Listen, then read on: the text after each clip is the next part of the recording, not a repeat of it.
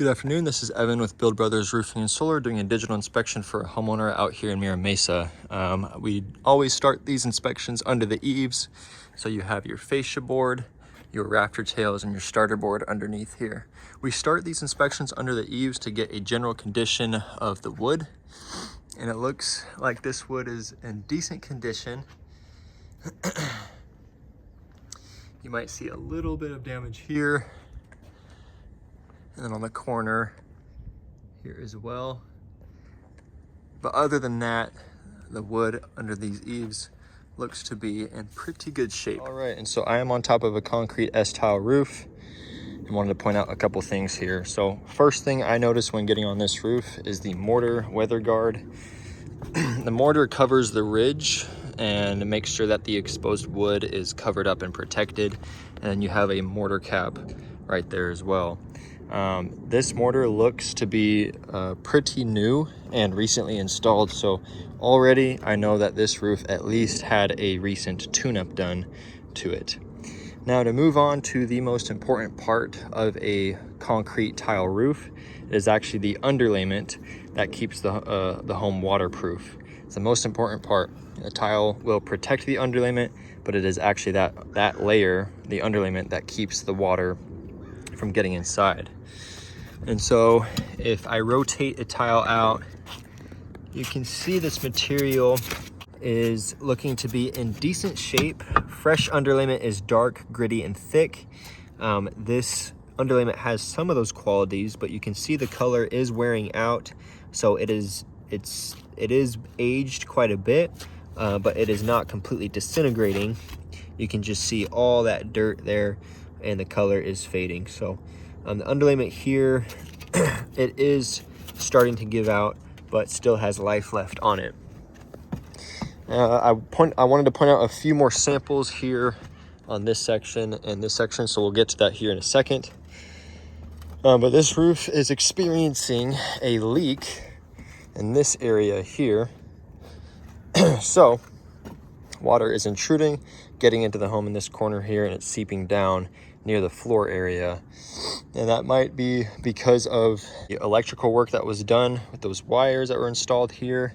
But also it could have been that the recent tune-up on this roof was not done professionally, or shortcuts were made. Now, I also notice here that you have new 2-inch strip edge, so that's up to code. That's a good sign. And then you also have your bird stop.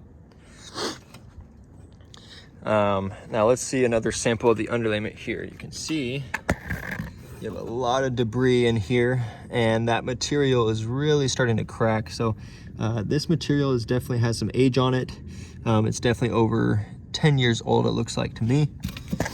And there's just a lot of debris. And so when a lot of debris and moisture gets in the underlayment and it sits for a prolonged period of time, eventually that does become a failure point for the roof and will cause leaks. So the underlayment definitely failed in that corner because water was able to get into the home. It's only a matter of time before more leaks happen around it. Now the tricky part about this roof was, while you do have your recently installed mortar caps, you have a super old mastic repair here that was not done away with when they did this tune-up. And then on this section here, you have O'Hagan ventilation, which means that at least this section was replaced in the last 10 to 15 years. And if you look at the underlayment on this section here, it appears to be much more fresh than those other samples I showed earlier. It's much more thick, it's darker, and it's much grittier than the other samples that I found. And so this section was definitely replaced in the last 10 to 15 years. But so far as I'm inspecting this roof, it appears that there have been tune-ups, repairs, and some of the planes may have even been fully replaced at some point. But all evidence is showing that not at any point was this entire roof done all at once. And if I go here to the last sample, I found a slip tile that I just pulled down. You're able to see the entire underlayment here in this section. And it was confusing to me because you have your fresh mortar caps the weather guard. But the underlayment here, all evidence shows that at least this sample is original. It's lost all its color, it's completely soft, and you have debris building up all around it here. And so this underlayment obviously was never replaced. And it's only a matter of time before an underlayment that is as shot as that allows water to get through.